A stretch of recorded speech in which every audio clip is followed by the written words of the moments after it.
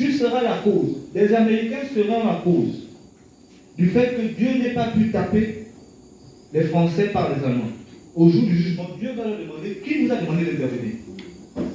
Vous voyez un peu. Beaucoup de gens interviennent là où il ne faut pas intervenir. Amen. Beaucoup de gens prient là où il ne faut pas prier. Faut vraiment dire ils étaient deux ce jour-là. Il y avait Akab, il y avait Josaphat. Il dit comment quelqu'un va bénir la voix que Dieu a maudite? Quelqu'un va-t-il bénir ça? Il dit ils ont consulté 400 prophètes.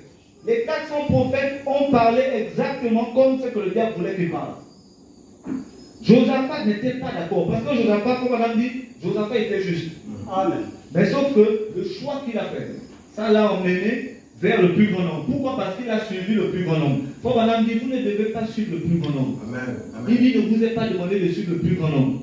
Il dit, là où il dit, c'est ce qu'on a aujourd'hui. Les gens préfèrent les grandes églises, là où il y a 1000, 4000, 5000, 4 millions de personnes. Il dit, c'est une belle erreur. Amen. Et là, quand il est allé vers ces gens, quelque chose s'est passé. Son cœur n'était pas en paix. Il dit, non. Est-ce qu'il n'y a pas quelqu'un? Il n'y a pas une personne qui peut prophétiser encore.